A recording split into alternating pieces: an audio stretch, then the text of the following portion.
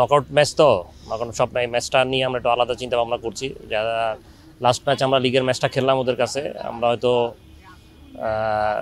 জিতার মতো খেলাই খেলছি। আশা করি ওই ধারাবাহিকতায় কালকে হয়তো জয়লাভ করেই আমরা যাব। এটা আমরা জেতার জন্যই খেলবো আশা করি।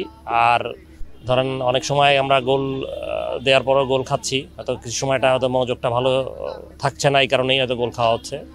আশা করি এই আগামী ম্যাচে কালকের ম্যাচের জন্য এই সুযোগ আর থাকবে না। ম্যাচের মেরিট বুঝে, ম্যাচের স্ট্র্যাটেজি বুঝে আপনার কে খেলবে না খেলবে এখনই বলা যাচ্ছে না। তবে এটা ব্যক্তিগত কোনো নাই, সবাই আমাদের কাছে সমান। যখন যাকে প্রয়োজন তখন আমরা তাদেরকে আমরা মাঠে দিব। ফার্স্ট অফ অল সবাই সুস্থ আছে আলহামদুলিল্লাহ।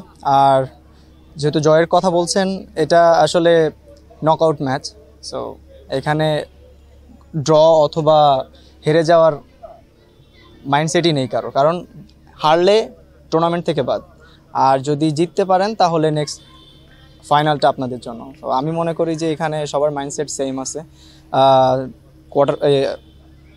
Semifinal match, knockout match, so সবাই সেভাবেই মাইন্ডসেট নিয়ে যাবে ইনশাআল্লাহ, এবং আশা করতেছি জিতবো।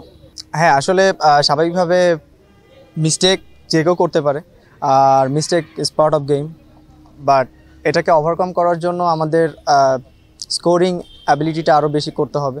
লাইক আমরা 1 গোল দিচ্ছি, 2 গোল করার চেষ্টা করতেছি, সেটা নিয়ে আমরা প্র্যাকটিসও করেছি, এবং আমাদের যে সিলি মিস্টেকগুলো করেছি এবং যে ভুল থেকে আমরা গোল কনসিড করেছি, যাতে নেক্সট ম্যাচগুলোতে আমরা সেটা না করি, সেটা নিয়ে আমরা প্র্যাকটিস করেছি, এবং ইনশাআল্লাহ আমরা আশা করতেছি এই মিস্টেকগুলো আর ইনশাআল্লাহ হবে না, আর আমরা জয়ের প্রতি আশাবাদী। স্বাগতিক দর্শকদের যেটা বলতে চাই, আসলে দর্শক হচ্ছে ফুটবল খেলার প্রাণ। দর্শক যদি সাপোর্ট করে, খেলাতে আরও উজ্জীবিত হয় সব প্লেয়াররা, এবং ভালো খেলার এক্সাইটমেন্ট আরও বেড়ে যায়। তো আমি আশা করতে এই সব দর্শক ভালোভাবে এসে খেলা দেখবে এবং সাপোর্ট করবে। ইনশাআল্লাহ আমরা জয় উপহার দিব।